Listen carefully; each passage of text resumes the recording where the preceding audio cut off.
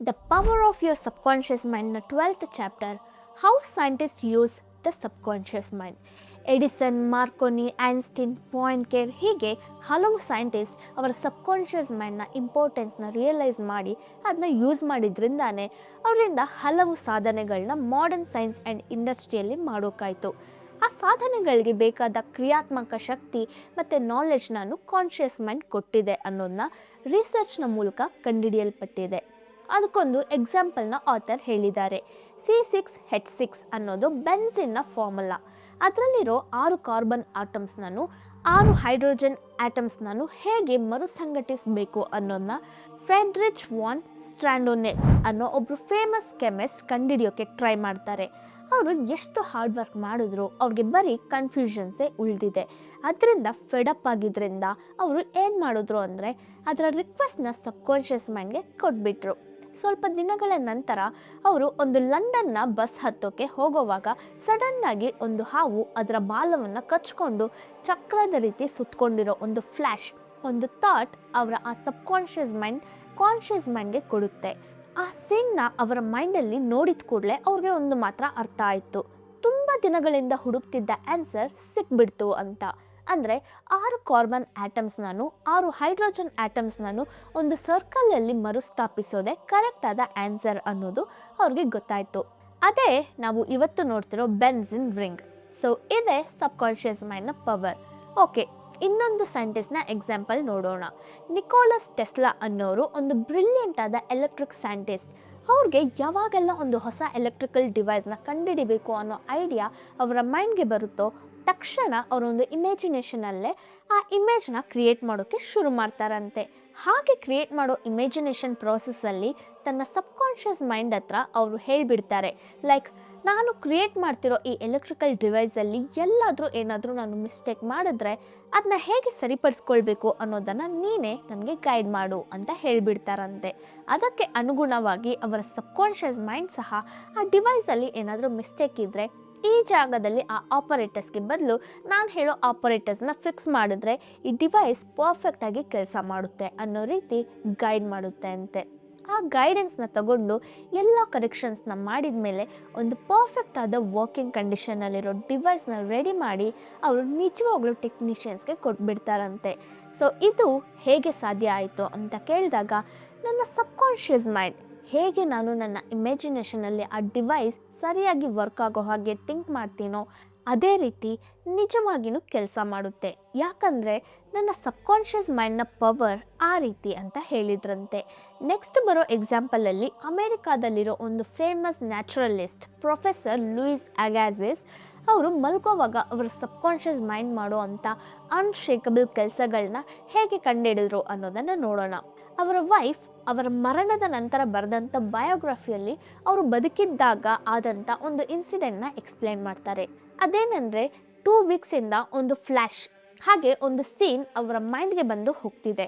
ಆ ಸೀನಲ್ಲಿ ಒಂದು ಮೀನಿನ ಫಾಸಿಲ್ ಅವಶೇಷ ಕಲ್ಲಲ್ಲಿ ಸ್ಟಿಕ್ ಆಗಿ ಒಂದು ಜಾಗದಲ್ಲಿ ಕಾಪಾಡಲ್ಪಟ್ಟಿದೆ ಅನ್ನೋ ರೀತಿ ಸೀನ್ ಫ್ಲ್ಯಾಶ್ನ ರೀತಿ ಬಂದು ಹೋಗಿದೆ. ಆ ಫಿಶ್ ಫಾಸಿಲ್ನ ಪಾರ್ಟ್ಸ್ ಕ್ಲಿಯರ್ ಆಗಿ ಇಲ್ಲ, ಆದರೆ ಅವಾಗವಾಗ ಮೈಂಡ್ಗೆ ಬಂದು ಹೋಗೋದ್ರಿಂದ ಅದನ್ನ ಹೇಗಾದರೂ ಕಂಡುಹಿಡಿಬೇಕು ಅಂತ ತುಂಬ ಟ್ರೈ ಮಾಡ್ತಾರೆ. ಆದರೆ ಅವ್ರಿಗೆ ಉಳಿದಿದ್ದು ಏನಂದರೆ ಟಯರ್ಡ್ನೆಸ್ ಆ್ಯಂಡ್ ಕನ್ಫ್ಯೂಷನ್ನೇ. ಅದರಿಂದ ಅವರು ಏನು ಮಾಡ್ತಾರೆ ಅಂದರೆ ಇದನ್ನ ಮೈಂಡಿಂದ ಮೊದಲು ಡಿಲೀಟ್ ಮಾಡಿಬಿಡೋಣ, ಅದ್ರ ಬಗ್ಗೆ ಥಿಂಕ್ ಮಾಡೋದೇ ಬೇಡ ಅಂತ ಅದ್ರ ಬಗ್ಗೆ ಯೋಚನೆ ಮಾಡೋದೇ ಬಿಟ್ಬಿಡ್ತಾರೆ. ಆದರೆ ಸ್ವಲ್ಪ ದಿನಗಳ ನಂತರ ಒಂದು ದಿನ ರಾತ್ರಿ ಅವರು ಮಲ್ಗೋವಾಗ ಅದೇ ಫಿಶ್ನ ಫಾಸಿಲ್ ಅದರ ಪಾರ್ಟ್ಸ್ ಎಲ್ಲ ಸೇರಿ ಕಂಪ್ಲೀಟ್ ಶರೀರ ಅವರ ಕನಸಲ್ಲಿ ಕಾಣಿಸ್ತಿದೆ. ಆ ಕನಸಲ್ಲಿ ನೋಡಿರೋ ಮೀನನ್ನು ಮೈಂಡಲ್ಲಿ ರೆಕಾರ್ಡ್ ಮಾಡ್ಕೊಳ್ಳೋಕ್ಕೆ ಟ್ರೈ ಮಾಡ್ತಾರೆ. ಆ ಸೆಕೆಂಡೇ ಆ ಕನಸು ಮರೆಯಾಗುತ್ತೆ. ಅದನ್ನ ನೆನಪು ಮಾಡ್ಕೊಳ್ಳೋಕ್ಕೆ ಟ್ರೈ ಮಾಡಿದ್ರು ಅದು ನೆನಪಾಗ್ತಿಲ್ಲ, ಆದರೆ ಆ ಜಾಗ ಯಾವುದು ಅನ್ನೋದು ಮಾತ್ರ ಅವ್ರಿಗೆ ಗೊತ್ತಾಗ್ತಿದೆ. ಸೊ ಗಾರ್ಡನ್ ಆಫ್ ಪ್ಲಾಂಟ್ಸ್ ಅನ್ನೋ ಜಾಗಕ್ಕೆ ಹೋಗಿ ನೆಕ್ಸ್ಟ್ ಡೇ ಮಾರ್ನಿಂಗ್ ಹುಡುಕ್ತಾರೆ. ಅಲ್ಲಿರೋ ಯಾವುದಾದ್ರೂ ವಿಷಯಗಳನ್ನ ನೋಡಿದ್ರೆ ಅವರ ಕನಸು ನೆನಪಾಗುತ್ತೆ ಅಂತ ಅಂದ್ಕೊಳ್ತಿದ್ದಾರೆ. ಆದರೆ ಆ ರೀತಿ ಏನೂ ನಡೆದಿಲ್ಲ.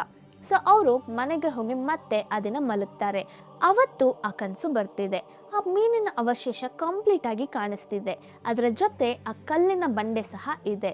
ಮತ್ತು ಅದನ್ನ ಮೆಮೊರಿಯಲ್ಲಿ ಇಟ್ಕೊಳ್ಳೋಕ್ಕೆ ಟ್ರೈ ಮಾಡುವಾಗ ಕನಸು ಮರೆಯಾಗುತ್ತೆ, ಅವ್ರಿಗೆ ಅದು ನೆನಪಾಗಲ್ಲ.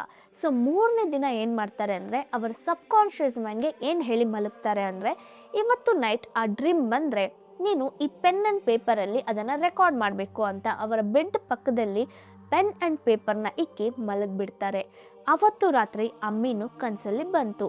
ಅದು ಹೇಗೆ ಇದೆಯೋ ಅದೇ ರೀತಿ ನಿದ್ರೆಯಲ್ಲಿ ತನ್ನ ಅರಿವಿಲ್ದೇನೆ ಪೇಪರಲ್ಲಿ ಬರೀತಾರೆ. ಅದಿರೋ ಕಲ್ಲಿನ ಹಲಗೆನ ಸಹ ಬರೀತಾರೆ. ನೆಕ್ಸ್ಟ್ ಡೇ ಮಾರ್ನಿಂಗ್ ಅವರು ಬರೆದಂಥ ಡ್ರಾಯಿಂಗ್ನ ನೋಡಿ ಅವರೇ ಆಶ್ಚರ್ಯ ಪಡ್ತಾರೆ. ಯಾಕಂದರೆ ನಿದ್ರೆಯಲ್ಲಿ ಕತ್ತಲಲ್ಲಿ ಅಷ್ಟು ಪರ್ಫೆಕ್ಟಾಗಿ ಆ ಮೀನನ್ನು, ಆ ಕಲ್ಲಿನ ಹಲಗೆಯನ್ನು ಇಷ್ಟು ಪರ್ಫೆಕ್ಟಾಗಿ ಬರೆದಿದ್ದೀನಲ್ಲ ಅಂತ ಅವರು ಶಾಕ್ ಆಗ್ತಾರೆ. ಓಕೆ, ಇದನ್ನು ಒಂದು ಗೈಡಾಗಿ ಇಟ್ಕೊಂಡು ಅಲ್ಲೋಗಿ ಹುಡ್ಕೋಣ ಅಂದ್ಕೊಂಡು ಅದೇ ಗಾರ್ಡನ್ ಆಫ್ ಪ್ಲಾಂಟ್ಸ್ಗೆ ಮತ್ತೆ ಹೋಗ್ತಾರೆ. ಆ ಕಲ್ಲಿನ ಹಲಗೆನ ಕಂಡುಹಿಡಿತಾರೆ. ಅಲ್ಲಿರೋ ಚಿತ್ರವನ್ನು ಕೆತ್ತೋಕೆ ಟ್ರೈ ಮಾಡ್ತಾರೆ. ಹಾಗೆ ಮಾಡುವಾಗ ಅವರ ಕನಸಲ್ಲಿ ಬಂದಂಥ ಅದೇ ಮೀನಿನ ಅವಶೇಷ ಆ ಕಲ್ಲಲ್ಲಿ ಅಂಟ್ಕೊಂಡಿದೆ. ಕೆಲವು ಭಾಗಗಳು ಅದರಲ್ಲಿ ಇಲ್ಲ. ಸೊ ಅವ್ರಿಗೆ ಬಂದ ಕನಸು ನಿಜವಾದದ್ದೇ. ಅದೇ ಪವರ್ ಆಫ್ ಸಬ್ಕಾನ್ಷಿಯಸ್ ಮೈಂಡ್. ಅದನ್ನ ನಾವು ಅರ್ಥ ಮಾಡ್ಕೊಳ್ಬೇಕು. ನೆಕ್ಸ್ಟ್ ನೋಡೋ ಎಕ್ಸಾಂಪಲಲ್ಲಿ ಡಯಾಬಿಟೀಸ್ಗೆ ಮೆಡಿಸನ್ನ ಹೇಗೆ ಕಂಡುಹಿಡಿದ್ರು ಅನ್ನೋದನ್ನ ನೋಡೋಣ. ಡಾಕ್ಟರ್ ಫ್ರೆಡ್ರಿಕ್ ಬ್ಯಾಂಟಿಂಗ್ ಅನ್ನೋರು ಒಬ್ಬ ಬ್ರಿಲಿಯಂಟ್ ಆದ ಕೆನಡಿಯನ್ ಫಿಸಿಷಿಯನ್ ಆ್ಯಂಡ್ ಸರ್ಜನ್. ಅವರ ಕಾಲದಲ್ಲಿ ಡಯಾಬಿಟೀಸ್ ಬಂದಿತ್ತು. ಅದನ್ನ ಕಂಡುಹಿಡಿಯೋಕ್ಕೆ ಆಗಲಿ ಇಲ್ಲ ಅದನ್ನು ತಡೆಗಟ್ಟೋಕ್ಕಾಗಲಿ ಯಾವುದೇ ಪ್ರಾಸೆಸ್ ಆ ಟೈಮಲ್ಲಿ ಇಲ್ಲ. ಸೊ ಇವರು ಆ ಕಾಯಿಲೆಗೆ ನಾವು ಹೇಗಾದರೂ ಸೊಲ್ಯೂಷನ್ನ ಫೈಂಡ್ ಮಾಡಲೇಬೇಕು ಅಂತ ತುಂಬ ಎಕ್ಸ್ಪೆರಿಮೆಂಟ್ಸ್ ಮಾಡ್ತಾರೆ. ಆದರೆ ಅದಕ್ಕೆ ಬೇಕಾದ ಮೆಡಿಸನ್ನ ಅವ್ರಿಗೆ ಫೈಂಡ್ ಮಾಡೋಕ್ಕೆ ಆಗಲಿಲ್ಲ. ಒಂದು ದಿನ ತುಂಬ ಟಯರ್ಡಾಗಿ ಮಲಗಿಬಿಡ್ತಾರೆ. ಅವರ ನಿದ್ರೆಯಲ್ಲಿ ಅವರ ಸಬ್ಕಾನ್ಷಿಯಸ್ ಮೈಂಡ್ ಅವ್ರಿಗೆ ಒಂದು ಆರ್ಡರ್ ಮಾಡುತ್ತೆ. ಏನಂದರೆ, ಹೋಗಿ ನಾಯಿಯಲ್ಲಿರೋ ಡಿಜೆನರೇಟೆಡ್ ಪ್ಯಾಂಕ್ರಿಯಾಟಿಕ್ ಡಕ್ಟ್ ಆ ರೆಸಿಡ್ಯೂನ ಎಕ್ಸ್ಟ್ರಾಕ್ಟ್ ಮಾಡಿ ತಗೊಂಡು ಬಾ ಅಂತ ಹೇಳುತ್ತೆ. ಸೊ ಸಬ್ಕಾನ್ಷಿಯಸ್ ಮೈಂಡ್ ಹೇಳಿರೋ ಹಾಗೆ ಡಾಕ್ಟರ್ ಬ್ಯಾಂಟಿಂಗ್ ಅದನ್ನ ಮಾಡಿದ್ರು. ಇನ್ಸುಲಿನ್ನ ಕಂಡುಹಿಡಿದ್ರು. ಇಲ್ಲಿ ಡಾಕ್ಟರ್ ಬ್ಯಾಂಟಿಂಗ್ ಒಂದು ಪ್ರಾಬ್ಲಮ್ ಇದೆ, ಅದಕ್ಕೆ ನಾವು ಹೇಗಾದರೂ ಸೊಲ್ಯೂಷನ್ನ ಕಂಡುಹಿಡಿಬೇಕು ಅಂತ ಅದನ್ನೇ ಅಂದ್ಕೊಳ್ತಿದ್ರು. ಅವರ ಮೈಂಡಲ್ಲಿ ಕಂಪ್ಲೀಟಾಗಿ ಆ ಸೊಲ್ಯೂಷನ್ನ ಬಗ್ಗೆನೇ ಥಿಂಕ್ ಮಾಡಿದ್ರಿಂದ ಅವರ ಸಬ್ಕಾನ್ಷಿಯಸ್ ಮೈಂಡಲ್ಲಿ ಅದು ಸ್ಟ್ಯಾಂಪ್ ಆಗಿ ಸಬ್ಕಾನ್ಷಿಯಸ್ ಮೈಂಡ್ ಅದಕ್ಕೆ ಬೇಕಾದ ರಿಸಲ್ಟ್ನ ತಂದು ಸೇರಿಸ್ಬಿಡ್ತು. ಅವ್ರಿಗೆ ಇನ್ಸುಲಿನ್ಸ್ನ ಫೈಂಡ್ ಮಾಡಿ ಕೊಡ್ತು. ಇದರಿಂದ ನಾವು ಏನು ತಿಳ್ಕೊಳ್ಬೋದಂದರೆ, ನಮಗೆ ಬೇಕು ಅನ್ನೋ ಆನ್ಸರ್ ಒಂದೇ ನೈಟಲ್ಲಿ ಸಿಗೋಕ್ಕೆ ಚಾನ್ಸ್ ಇಲ್ಲ. ಕೆಲವು ಸರಿ ತುಂಬ ದಿನಗಳನ್ನ ತೆಗೆದುಕೊಳ್ಬೋದು. ಆದರೆ ಅದರಿಂದ ನಾವು ಟಯರ್ಡ್ ಆಗಬಾರ್ದು, ಇಲ್ಲ ನಂಬಿಕೆನ ಕಳ್ಕೊಳ್ಬಾರ್ದು. ಯಾವಾಗಲೂ ಎಕ್ಸೈಟೆಡ್ ಆಗಿ ಪ್ರತಿ ರಾತ್ರಿ ಮಲಗೋಕ್ಕೆ ಮುಂಚೆ ನಮ್ಮ ಪ್ರಾಬ್ಲಮ್ ಏನಿದೆಯೋ ಅದಕ್ಕೆ ನಮ್ಮ ಸಬ್ಕಾನ್ಷಿಯಸ್ ಮೈಂಡ್ ಒಂದು ಪ್ರಾಪರ್ ಆದ ಸೊಲ್ಯೂಷನ್ನ ಫೈಂಡ್ ಮಾಡಿ ಕೊಡುತ್ತೆ ಅನ್ನೋ ನಂಬಿಕೆಯಿಂದ ಅದಕ್ಕೆ ಹೇಳಿ ನೀವು ಮಲಗಬೇಕು. ಯಾಕಂದರೆ ಸಬ್ಕಾನ್ಷಿಯಸ್ ಮೈಂಡ್ಗೆ ಟೈಮ್ ಆ್ಯಂಡ್ ಸ್ಪೇಸ್ ಎರಡೂ ಇಲ್ಲ. ಯಾವಾಗ ಬೇಕಾದ್ರೂ ಪರ್ಫೆಕ್ಟ್ ಆದ ಸೊಲ್ಯೂಷನ್ನ ನಮ್ಮ ಹತ್ರ ತಂದು ಸೇರಿಸ್ಬಿಡುತ್ತೆ. ಅದೇ ಸಬ್ಕಾನ್ಷಿಯಸ್ ಮೈಂಡ್ನ ಪವರ್. ಸರಿ, ನೆಕ್ಸ್ಟ್ ನೋಡೋ ಎಕ್ಸಾಂಪಲಲ್ಲಿ doctor Lothar von Blenk Schmidt, scientist. ರಷ್ಯಾದಲ್ಲಿದ್ದ ಕಾನ್ಸಂಟ್ರೇಷನ್ ಕ್ಯಾಂಪ್ ಅಂದರೆ ಚಿತ್ರಹಿಂಸೆ ಕೊಡ್ತಿದ್ದ ಒಂದು ಕ್ಯಾಂಪಿಂದ ತನ್ನ ಸಬ್ಕಾನ್ಷಿಯಸ್ ಮೈಂಡ್ನ ಯೂಸ್ ಮಾಡಿಕೊಂಡು ಹೇಗೆ ಎಸ್ಕೇಪ್ ಆದರು ಅನ್ನೋದನ್ನ ಡೀಟೇಲ್ಡಾಗಿ ನೋಡೋಣ. ರಷ್ಯಾದಲ್ಲಿದ್ದ ಕಲ್ಲಿದ್ದಲಿನ ಗಣಿಯನ್ನೇ ಅವಾಗ ಕಾನ್ಸಂಟ್ರೇಷನ್ ಕ್ಯಾಂಪ್ ಆಗಿ ರನ್ ಮಾಡ್ತಿದ್ರು. ಆ ಕ್ಯಾಂಪಲ್ಲೇ ಡಾಕ್ಟರ್ ಲೋಥಾ ಯುದ್ಧ ಕೈದಿಯಾಗಿ ಬಂದು ಸಿಗಾಕೊಳ್ತಾರೆ. ಅಹಂಕಾರ ಇರೋ, ರಾಕ್ಷಸತನ ಹೊಂದಿರೋ ಕಾವಲುಗಾರರು ಆ್ಯಂಡ್ ಶಾರ್ಪಾಗಿ ಫಾಸ್ಟಾಗಿ ಥಿಂಕ್ ಮಾಡುವಂಥ ಕಮ್ಯುನಿಸ್ಟ್ ಪಾರ್ಟಿ ಆಫೀಸರ್ಸ್ ಇವರ ಕೆಳಗೇನೆ ಈ ಕ್ಯಾಂಪ್ ರನ್ ಆಗ್ತಿತ್ತು. ಅಲ್ಲಿ ಏನಾಗ್ತಿತ್ತು ಅಂದರೆ, ಅಲ್ಲಿಗೆ ಬರೋ ಯುದ್ಧ ಕೈದಿಗಳನ್ನ ಒಂದು ಚಿಕ್ಕ ಮೆಡಿಕಲ್ ಚೆಕಪ್ ಮಾಡಿ ಅವರ ಶಕ್ತಿಗೆ ತಕ್ಕಂತೆ ಒಬ್ಬೊಬ್ಬರು ಎಷ್ಟು ಕಲ್ಲಿದ್ದಲನ್ನು ತಗೊಂಡು ಬರಬೇಕು ಅಂತ ಕೋಟಾ ಫಿಕ್ಸ್ ಮಾಡ್ತಿದ್ರಂತೆ. ಇವರ ಕೋಟ ಏನಿತ್ತಂದರೆ 300 ಪೌಂಡ್ಸ್ ಪರ್ ಡೇ. ಇವ್ರಿಗೆ ಅಸೈನ್ ಮಾಡಿರೋ ಕೋಟಾದ ಪ್ರಕಾರ ಇವರು ಕಲ್ಲಿದ್ದಲನ್ನು ತಗೊಂಡು ಬಂದಿಲ್ಲ ಅಂದರೆ ಅವ್ರಿಗೆ ಅವತ್ತು ಊಟ ಇಲ್ವಂತೆ. ಹಾಗೆ ಊಟ ಇಲ್ಲದೆ ಹಸಿವಿನಿಂದ ಮರಣಿಸಿದವರು ತುಂಬ ಜನ. ಸೊ ಇದೇ ಅಲ್ಲಿ ನಡೀತಿದ್ದ ವಿಷಯಗಳು. ಇವ್ರಿಗೆ ಗೊತ್ತಿರೋ ವಿಷಯ ಏನಂದರೆ, ಜರ್ಮನಿಯಲ್ಲಿದ್ದ ಇವರ ಮನೆ ನಾಶ ಆಯಿತು. ಅವರ ಫ್ಯಾಮಿಲಿ ಸಹ ಇವಾಗ ಇಲ್ಲ. ಅವರ ಫ್ರೆಂಡ್ಸ್ ಇಲ್ಲ ಅವರ ಜೊತೆ ಕೆಲಸ ಮಾಡಿದವರು ಒಂದು ಯುದ್ಧದಲ್ಲಿ ಮರಣಿಸಿರಬೇಕು, ಇಲ್ಲ ಇವರ ಹಾಗೆ ಯಾವುದಾದ್ರೂ ಕ್ಯಾಂಪಲ್ಲಿ ಸಿಗಾಕೊಂಡಿರಬೇಕು. ಸೊ ಇವರು ಇಲ್ಲಿಂದ ಎಸ್ಕೇಪ್ ಆಗೋದೇ ಅವ್ರಿಗೆ ಇರೋ ಒಂದೇ ದಾರಿ. ಅದರಿಂದ ಸಬ್ಕಾನ್ಷಿಯಸ್ ಮೈಂಡೇ ಅವ್ರಿಗೆ ಒಂದು ದಾರಿನ ತೋರಿಸ್ಬೇಕು ಅಂತ ಥಿಂಕ್ ಮಾಡ್ತಾರೆ. ಸೊ ಸಬ್ಕಾನ್ಷಿಯಸ್ ಮೈಂಡ್ಗೆ ಅಫರ್ಮೇಷನ್ಸ್ ಕೊಡೋಕ್ಕೆ ಶುರು ಮಾಡ್ತಾರೆ. ನಾನು ಲಾಸ್ ಏಂಜಲ್ಸ್ಗೆ ಹೋಗಬೇಕು, ಅದಕ್ಕೆ ನೀನೊಂದು ದಾರಿ ತೋರಿಸ್ಬೇಕು, ಅದೇ ಅಫರ್ಮೇಷನ್ಸ್. ಜೊತೆಲೇ ಇಮ್ಯಾಜಿನೇಷನ್ ಮಾಡೋಕ್ಕೆ ಸಹ ಶುರು ಮಾಡ್ತಾರೆ. ಲಾಸ್ ಏಂಜಲ್ಸ್ಗೆ ಹೋಗಿ ಸೇರೋ ಹಾಗೆ, ಲಾಸ್ ಏಂಜಲ್ಸಲ್ಲಿರೋ ವೈಡ್ ಆದ ಪ್ರದೇಶ ಅಂದರೆ 2 ಕಡೆ ಮರಗಳು ತುಂಬಿ ಅದರ ಮಧ್ಯೆ ಅವರು ನಡ್ಕೊಂಡು ಹೋಗೋ ಹಾಗೆ, ಕೆಲವು ಬಿಲ್ಡಿಂಗ್ಸ್ನೆಲ್ಲ ನೋಡೋ ಹಾಗೆ ಅವರು ಇಮ್ಯಾಜಿನೇಷನ್ ಮಾಡ್ತಾರೆ.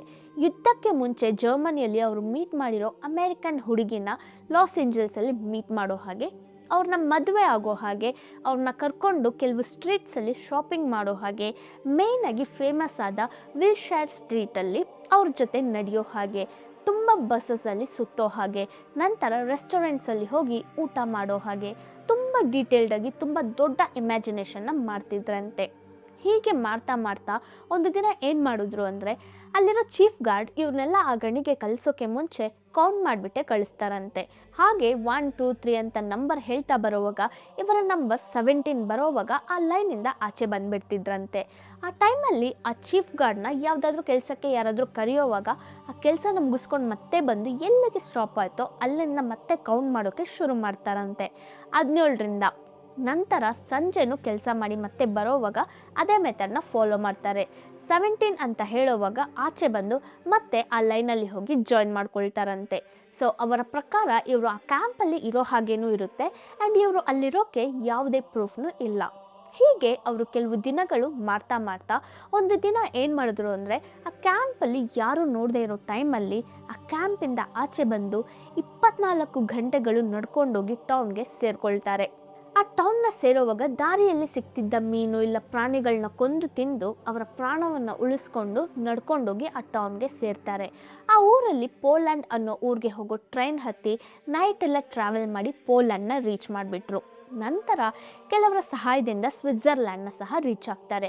ಸ್ವಿಟ್ಜರ್ಲ್ಯಾಂಡಲ್ಲಿ ಲೋಝಾನ್ ಅನ್ನೋ ಪ್ಲೇಸಲ್ಲಿರೋ ಪ್ಯಾಲೇಸ್ ಹೋಟೆಲ್ ಅನ್ನೋ ಹೋಟೆಲಲ್ಲಿ ಒಂದು ಅಮೆರಿಕನ್ ಕಪಲ್ಸ್ನ ಜೊತೆ ಅನ್ಎಕ್ಸ್ಪೆಕ್ಟೆಡ್ ಆಗಿ ಮಾತಾಡೋ ಚಾನ್ಸ್ ಸಿಕ್ಕಿದೆ. ಆ ಕಪಲ್ ಇವನ್ನ ಕ್ಯಾಲಿಫೋರ್ನಿಯಾ ಬರ್ತೀರಾ ಅಂತ ಕೇಳಿದ್ದಾರೆ. ಇವರು ಖುಷಿಯಾಗಿ ಅಕ್ಸೆಪ್ಟ್ ಮಾಡಿಕೊಂಡು ಹೋಗಿದ್ದಾರೆ. ಲಾಸ್ ಏಂಜಲ್ಸ್ಗೆ ಹೋಗಿ ರೀಚ್ ಆದರು. ಅವರು ಹೋಗ್ತಿರೋ ಗಾಡಿ ಅವರು ಇಮ್ಯಾಜಿನ್ ಮಾಡಿಕೊಂಡ ಹಾಗೆ ಲಾಸ್ ಏಂಜಲ್ಸಲ್ಲಿರೋ ವೈಲ್ಡ್ ಶೈರ್ ಸ್ಟ್ರೀಟಲ್ಲಿ ಹೋಗೋದನ್ನ ನೋಡ್ತಾರೆ. ತುಂಬ ಖುಷಿ ಪಡ್ತಾರೆ. ಏನಂದರೆ ಅವರ ಸಬ್ಕಾನ್ಷಿಯಸ್ ಮೈಂಡ್ ಅವರ ರಿಕ್ವೆಸ್ಟ್ನ ತಗೊಂಡು ಅವ್ರನ್ನ ಆ ಕ್ಯಾಂಪಿಂದನೂ ಎಸ್ಕೇಪ್ ಮಾಡಿ ಕೊಟ್ಟಿದೆ. ಅದೇ ರೀತಿ ಲಾಸ್ ಏಂಜಲ್ಸ್ಗೂ ಕರ್ಕೊಂಡು ಬಂದು ಸೇರಿಸಿದೆ ಅಂತ. ಹೀಗೆಲ್ಲ ಸಬ್ಕಾನ್ಷಿಯಸ್ ಮೈಂಡ್ ವರ್ಕ್ ಆಗುತ್ತಾ ಅನ್ನೋದಕ್ಕೆ ಇವ್ರದ್ದು ಒಂದು ಅದ್ಭುತವಾದ ಎಕ್ಸಾಂಪಲ್.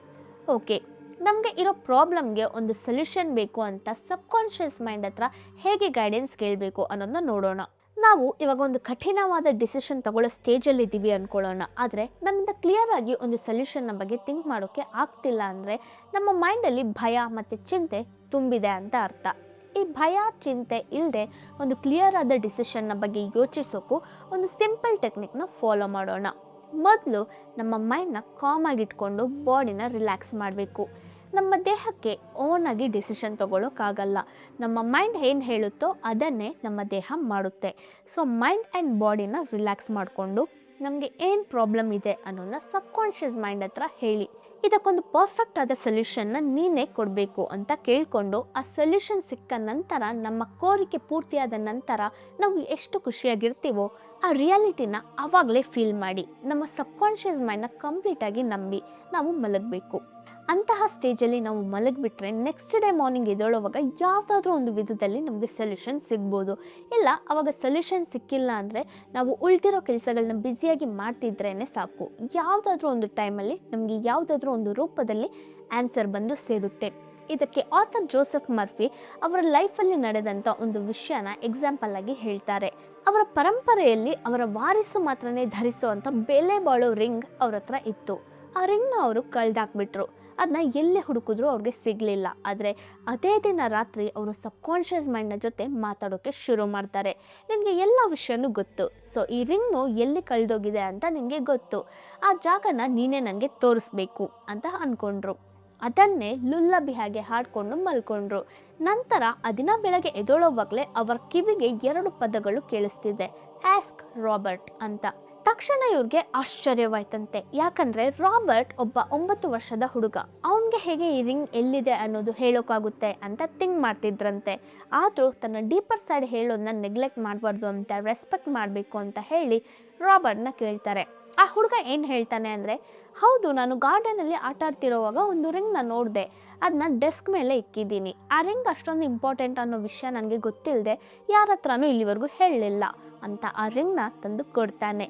ಸೊ ಸಬ್ಕಾನ್ಷಿಯಸ್ ಮೈಂಡ್ ಎಷ್ಟು ಚೆನ್ನಾಗಿ ನಮ್ಮ ಪ್ರಾಬ್ಲಮ್ಗೆ ಒಂದು ಸೊಲ್ಯೂಷನ್ನ ಗೈಡ್ ಮಾಡಿ ಕೊಡುತ್ತೆ ಅನ್ನೋದಕ್ಕೆ ಈ ಎಕ್ಸಾಂಪಲ್ನ ನೋಡಿ ನಾವು ತಿಳ್ಕೊಳ್ಬೋದು.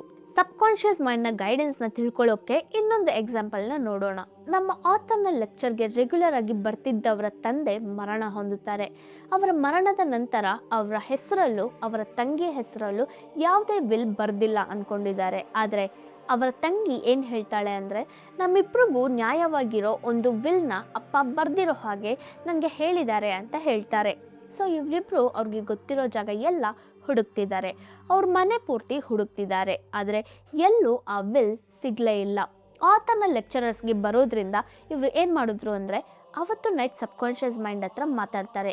ನಿಮಗೆ ಎಲ್ಲ ವಿಷಯನೂ ಗೊತ್ತು, ಹಾಗಾಗಿ ನಮ್ಮ ಅಪ್ಪ ಬರೆದಿರೋ ವಿಲ್ ಸಹ ಎಲ್ಲಿದೆ ಅನ್ನೋದು ಗೊತ್ತು, ಅದು ಎಲ್ಲಿದೆಯೋ ಆ ಜಾಗನ ನನಗೆ ತೋರಿಸು ಅಂತ ಹೇಳ್ತಾರೆ. ಹಾಗೆ ನನಗೆ ಆನ್ಸರ್ ಬೇಕು ಅಂತ ಹೇಳ್ತಿದ್ದಾರೆ. ಸೊ ಅವರ ಪ್ರಕಾರ ಆನ್ಸರ್ ಅನ್ನೋ ಪದಕ್ಕೆ ಏನರ್ಥ ಅಂದರೆ, ಆ ವಿಲ್ ಇರೋ ಜಾಗ ತೋರಿಸ್ಕೊಡು ಅಂತ ಅರ್ಥ. ನೆಕ್ಸ್ಟ್ ಡೇ ಮಾರ್ನಿಂಗ್ ಅವರ ಮೈಂಡ್ ಏನು ಹೇಳ್ತಿದೆ ಅಂದರೆ, ಲಾಸ್ ಏಂಜಲ್ಸಲ್ಲಿರೋ ಒಂದು ಬ್ಯಾಂಕ್ಗೆ ಹೋಗೋಕೆ ಹೇಳ್ತಿದೆ. ಆ ಬ್ಯಾಂಕಲ್ಲಿ ಏನಿದೆ, ಅವರ ಅಪ್ಪಗೆ ಏನಾದರೂ ಅಕೌಂಟ್ ಇದೆಯಾ ಆ ಬ್ಯಾಂಕಲ್ಲಿ, ಈ ರೀತಿಯ ಯಾವ ವಿಷಯನೂ ಅವ್ರಿಗೆ ಗೊತ್ತಿಲ್ಲ. ಆದರೆ ಅವರ ಮೈಂಡ್ ಹೇಳಿದ್ರಿಂದ ಹೋಗ್ತಾರೆ. ಆ ಬ್ಯಾಂಕಲ್ಲಿ ಹೋಗಿ ವಿಚಾರಿಸಿದಾಗ ಅವರ ಅಪ್ಪ ಹೆಸರಲ್ಲಿ ಒಂದು ಅಕೌಂಟ್ ಇರೋ ಹಾಗೆ, ಅದಕ್ಕೆ ಒಂದು ಸೇಫ್ಟಿ ಲಾಕರ್ ಇರೋದು ಅವ್ರಿಗೆ ಗೊತ್ತಾಗುತ್ತೆ. ಆ ಸೇಫ್ಟಿ ಲಾಕರ್ನ ಓಪನ್ ಮಾಡಿದಾಗ ಅವರು ಹುಡುಕ್ತಿದ್ದ ವಿಲ್ ಪೇಪರ್ ಅವ್ರಿಗೆ ಸಿಗುತ್ತೆ. ಅವರ ಅಪ್ಪಗೆ ಆ ಬ್ಯಾಂಕಲ್ಲಿ ಅಕೌಂಟ್ ಇರೋ ವಿಷಯನೇ ಇವ್ರಿಗೆ ಗೊತ್ತಿಲ್ಲ. ಆದರೆ ಆ ಬ್ಯಾಂಕಲ್ಲಿರೋ ವಿಲ್ನ ಅವರ ಸಬ್ಕಾನ್ಷಿಯಸ್ ಮೈಂಡ್ ಹೇಗೆ ಗೈಡ್ ಮಾಡ್ತು ಅನ್ನೋದನ್ನ ನಾವು ಈ ಎಕ್ಸಾಂಪಲಲ್ಲಿ ನೋಡ್ಬೋದು. ಸೊ ಸಬ್ಕಾನ್ಷಿಯಸ್ ಮೈಂಡಿಂದ ಗೈಡೆನ್ಸ್ ತಗೊಳ್ಬೇಕಂದ್ರೆ ಅದಕ್ಕೆ ಒಂದು ಸೀಕ್ರೆಟ್ ಇದೆ. ಅದೇನೆಂದರೆ, ನಮ್ಮ ಸಬ್ಕಾನ್ಷಿಯಸ್ ಮೈಂಡ್ನ ನಾವು ಕಂಪ್ಲೀಟಾಗಿ ನಂಬಿ ನಮ್ಮ ಮೈಂಡ್ನ ಅದಕ್ಕೆ ಅರ್ಪಿಸೋದು. ನನ್ನ ಸಬ್ಕಾನ್ಷಿಯಸ್ ಮೈಂಡ್ಗೆ ಎಲ್ಲ ಆನ್ಸರ್ನೂ ಗೊತ್ತು, ಬೆಸ್ಟ್ ಆನ್ಸರ್ ಗೊತ್ತು ಅಂತ ಅದನ್ನು ಕಂಪ್ಲೀಟಾಗಿ ನಂಬಿ ಅದು ಕೊಡೋ ಗೈಡೆನ್ಸ್ನ ನಾನು ಹಾಗೆ ಫಾಲೋ ಮಾಡ್ತೀನಿ ಅಂತ ಒಪ್ಕೊಳ್ಳೋದು. ಈ ಮೆಥಡಲ್ಲಿ ನಮಗೆ ಸಿಗೋ ಅಚೀವ್ಮೆಂಟ್ಸ್ನ ಬಗ್ಗೆ ನಾವು ಥಿಂಕ್ ಮಾಡೋವಾಗ ನಾವು ಏನು ಅಂದ್ಕೊಳ್ತೀವಂದರೆ, ಸಬ್ಕಾನ್ಷಿಯಸ್ ಮೈಂಡ್ನ ಪವರ್ ಯೂಸ್ ಮಾಡಿಕೊಂಡು ನಾನು ಇದನ್ನ ಅಚೀವ್ ಮಾಡಿದೆ ಅಂತ ಅಂದ್ಕೊಳ್ತೀವಿ. ಆದರೆ ನಾವು ತಿಳ್ಕೊಳ್ಬೇಕಾಗಿರೋದೇನೆಂದರೆ, ಒಂದು ಅಚೀವ್ಮೆಂಟ್ನ ಕಡೆಗೆ ಹೋಗೋಕ್ಕೆ ಸಬ್ಕಾನ್ಷಿಯಸ್ ಮೈಂಡೇ ನಮ್ಮನ್ನ ಯೂಸ್ ಮಾಡ್ಕೊಳ್ತಿದೆ ಅಂತ ಅರ್ಥ. ಯಾಕಂದರೆ ಒಂದು ಅಚೀವ್ಮೆಂಟ್ನ ಕಡೆ ಹೋಗೋಕ್ಕೆ ಯಾವುದು ಕರೆಕ್ಟಾದ ಸ್ಟೆಪ್, ಯಾವುದು ಕರೆಕ್ಟಾದ ದಾರಿ ಅನ್ನೋದನ್ನ ಸಬ್ಕಾನ್ಷಿಯಸ್ ಮೈಂಡೇ ತೋರಿಸ್ತಿದೆ.